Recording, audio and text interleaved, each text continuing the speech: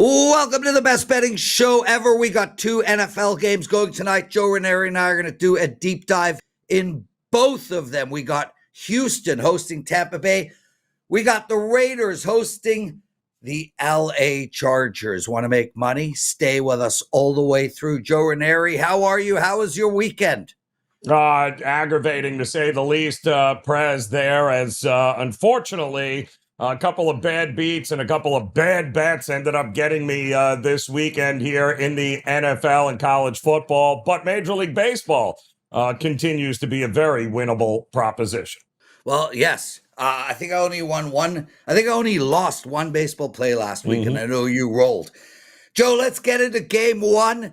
Houston hosting Tampa Bay. And, you know, for me, Joe, I think the play here is on Houston. The way I look at this game is I can't play a total. Both of these teams can score, and both of these teams can lay eggs. They're very inconsistent. Same with defense. You look at Houston, this team can hold an opponent to 12. They can allow 30. Too much inconsistency from a total perspective.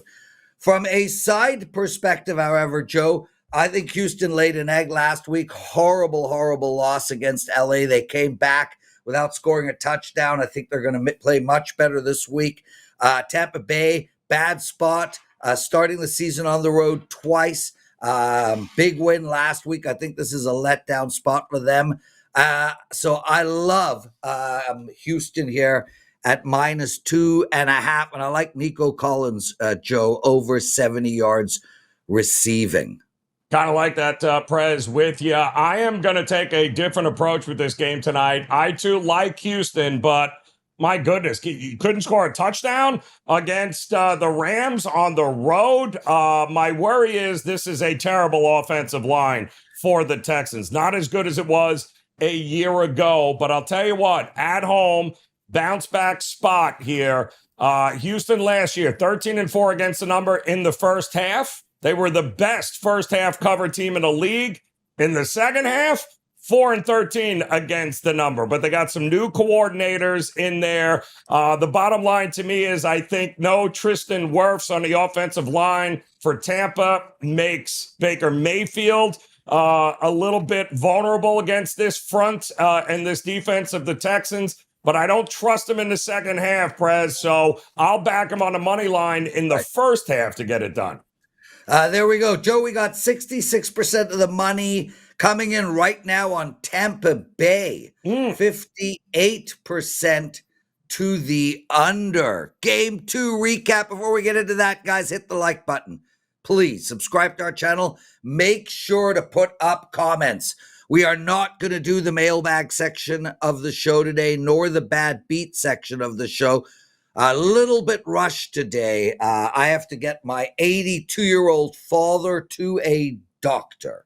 Oh, Joe, both you and I have very old dads. Let's move on. Monday Night Football preview, game 2. Las Vegas Raiders at home. They're playing the Chargers. There's -3s and 3.5s, and we now have a 4 on tap. 80% of the money coming in on the Chargers, 88% on the over. We don't know if Browers is going to pay. That's a play. That is a big deal in this game. But with all this said, I like the Los Angeles Chargers here, and I like the over. Herbert put up over 300 yards of passing last week, and there was no reason to do that. They were playing the Kansas City Chiefs. They weren't behind. So it clearly shows that this is a team that is looking to pass the ball. He has weapons. We saw Geno Smith do the same, put up 250 plus last week against the Pats. We know he can air it out. I like the over, and I like the Chargers, Joe Raineri. Yeah, I like the Chargers too, President. I'm with you. I mean, Brock Bowers not being able to go is going to be a big problem for this Raiders team. He lit up the Dolphins, but the Dolphins play man coverage. Keep that in mind. That is not what Jesse Minter and the Chargers play. They play a lot more two safety up top, not letting you go over the middle or beat them deep here. So I don't think Geno's going to have the same success down the field that he did against Miami. But if we're being honest here, I don't understand this line at all. It would not shock me if Bowers is ruled out that this line creeps up to 4, maybe even 4.5. I would grab the 3 with you, Prez, sooner rather than later. I will also look at all the over props here for Herbert tonight, passing attempts as well as passing yards. That's the worst secondary in the NFL. That's what the Raiders have. I don't think they can go toe-to-toe with this Chargers team. I'll take them here and lay the 3.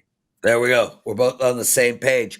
Guys, you're watching the best betting show ever. This show is myself and Joe Raineri. We have Art DiCesare with us Tuesday, Wednesday, Thursday, Friday. The show's getting absolute rave reviews, so please check out our Tuesday, Wednesday, Thursday, Friday show. Each show is different topics, slightly different format, so there's a lot of flavor and variety throughout the week. Joe Raineri, let's go into our NFL Week 2 recap.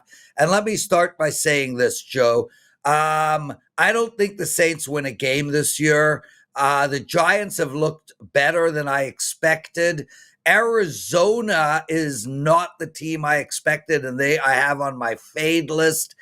There might be some value with Cincinnati. They are 2-0 to start the season, but everyone is really, really down on them. Green Bay cannot be as good as they are. Jacksonville, I don't know where to go.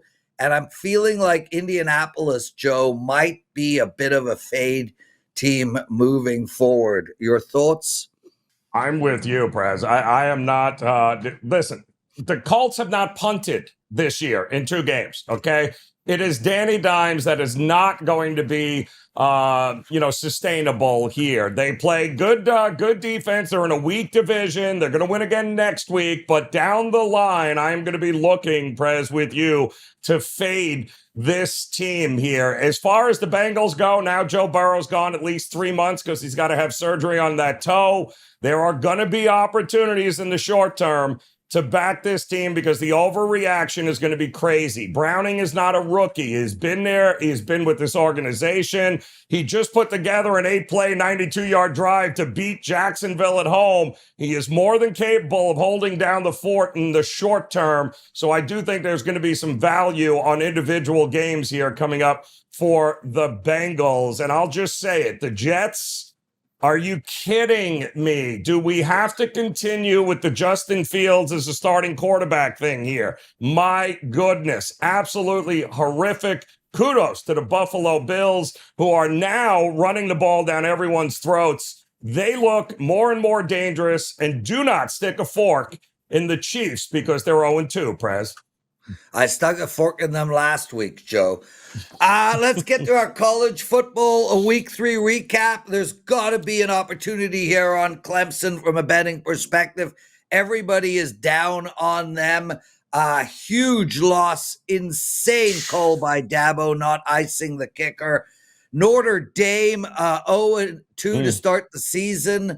SMU, Ole Miss, they just keep scoring. Arkansas as well.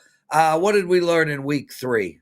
Well, Dabo, you're right. I mean, Clemson. I mean, now people backing Clemson, Prez, are going to say, listen, they've lost a couple of close games to some really good teams, and they just couldn't get it done when it mattered the most. I say this is all about Dabo being Dabo. And again, not icing that kicker, allowing that kid to just run out onto the field and drill that kick without having to contemplate with 2 timeouts left. That's on you, Dabo. I don't know what else to tell you there. However, also not looking great. Texas playing UTEP there, and it took them forever to pull away in that game. Is good old Archie Manning once again.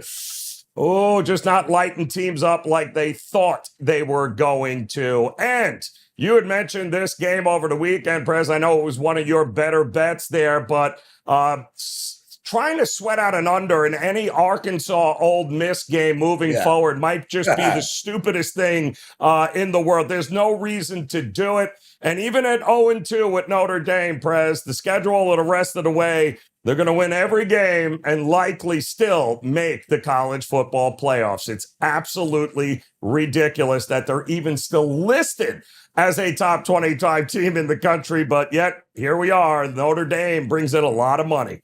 Yeah, Joe, the team most upset about Arch Manning's start, the New Orleans Saints. Woo! Yes. Okay, brother, we got a promo up for everybody, a 2-for-1 deal. This expires tomorrow. I have an NFL play up tonight for my clients. Joe has an NFL play up for his clients. To give you perspective, Joe and I are killing it right now. I made 9 units of profit last week for my clients. I had one losing day. Joe made money for his clients last week as well. We're both rolling in September, in August. Take advantage of that promotion. You buy a month of Joe Raineri for $299. You get a month of me for free. That's a month of Joe Raineri for $299, a month from me for free. Joe, we're going to skip the bad beat segment of the show. Same with the mailbag, but we do have a full slate of MLB games. If there's betting info, we got to provide it. You've got 2 minutes. Let's go. Yes, I will say this, though, Prez, awfully sorry for those of you that were on Villanova, or Penn State, rather, to cover against Villanova. That was a brutal beat. All right, let's go here, Prez. We are going to go with the Cubs and the Pirates starting things off here today. The Cubs, Jamison Taillon, a homecoming of sorts here. I like the Pirates at home with Ashcraft on the mound. Don't trust the Cubs offense. Don't trust the Pirates offense, but they do play much better at home. The Braves and the Nats, Strider versus Mitchell Parker.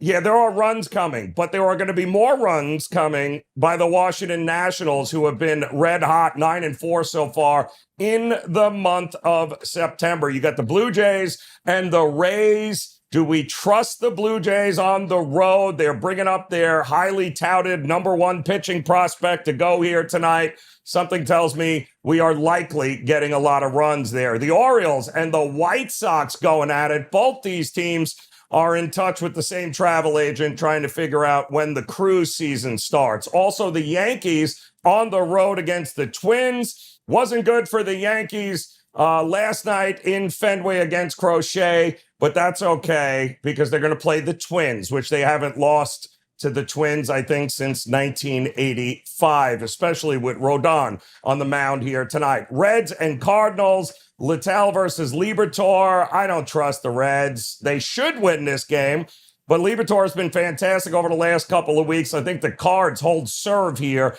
and just make the Reds fans that much more miserable. Rangers and Astros, huge game. Leiter versus Alexander. I like the Rangers to keep rolling. If they win this game tonight, they own the season series. That's a big tiebreaker. And Arizona taking on the Giants tonight here, Prez. Also a big series. Both these teams trying to get that wild card spot. I like Arizona. And the game of the night, Phillies-Dodgers, Suarez versus Sheehan. Yeah, I don't think we're going to get a ton of runs here tonight. I think the pitching is the story in that one, Prez. And that is your Major League Baseball rundown. And that, my friend, is the show. Outstanding stuff, Joe Raineri and myself. This is the best betting show ever. Tomorrow, Art DiCesare with us. We're going to do a deep dive tomorrow into what happened last week with the books and what is coming up this week as well. Thanks for watching, everyone. Make sure to like the show. Make sure to comment below. We need a word of the day, Joe. The word of the day is... What do you want? What? Just, there we go. O-H. O is the word of the day. O.